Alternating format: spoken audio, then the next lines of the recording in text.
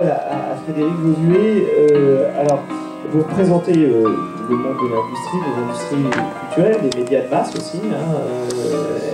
Cette question de l'informatique, ça vaut quoi pour vous? Parce que vous êtes un peu peut-être loin de toutes ces questions-là.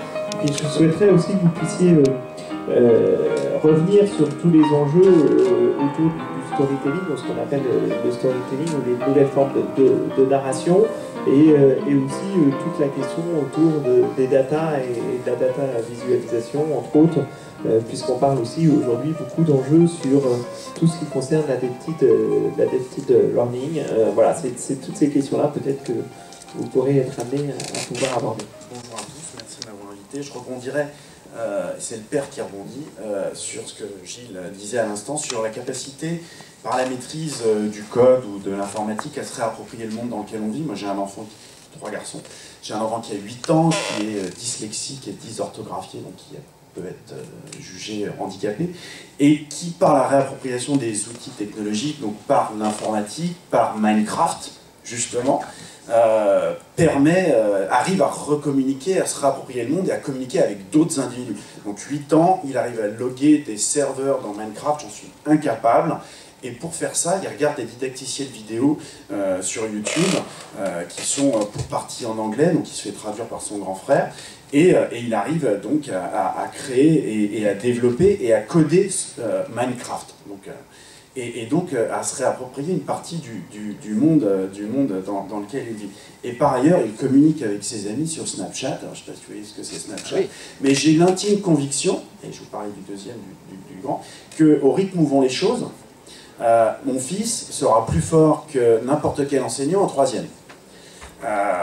Et que les hôteliers dont on parle aujourd'hui, j'en ai peur, mais je développerai, c'est peut-être le monde de l'éducation aujourd'hui. Mon deuxième fils, il a 13 ans, alors parlons des expériences personnelles, hein, mais c'est pas forcément généralisable. Alors lui, il a une idée merveilleuse, et c'est pas que le père qui parle, de création d'applications. Alors, lui aussi, il a fallu qu'il se réapproprie le monde, et comme son idée, il la pensait géniale, il s'est dit, il faut que je la développe moi-même, il faut que je la crée moi-même.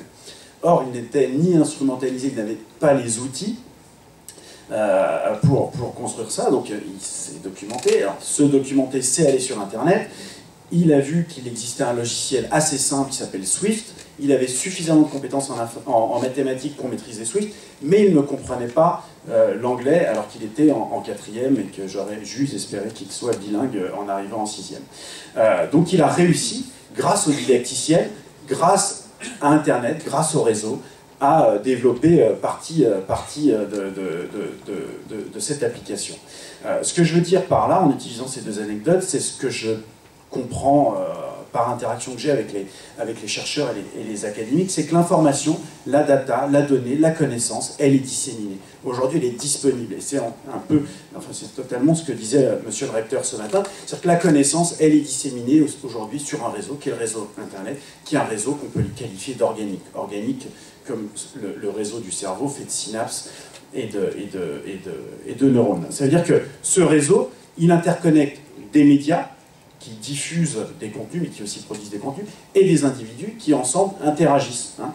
Et organique aussi dans le sens où ces individus, en surfant sur Internet, ils produisent énormément de données, énormément de connaissances. C'est-à-dire qu'aujourd'hui, le professeur ou l'enseignant, il n'est plus le seul détenteur de la connaissance. Par contre, ces individus, donc mes gosses, mes enfants, ces individus, ils ont besoin du professeur dans l'éducation aux médias, dans l'arbitrage qu'ils vont faire entre les différentes sources d'informations qui sont disponibles sur Internet. Parce que mon fils, il n'est pas capable de savoir si ce qu'il lit, ce qu'il sert pour, dans une logique de dissémination, créer du savoir sur la base de toutes ses connaissances, si c'est pertinent, si ça a de la valeur, hein, avant d'être pertinent, c'est de la valeur, c'est pertinent, si c'est hiérarchisé en termes d'importance, etc., etc.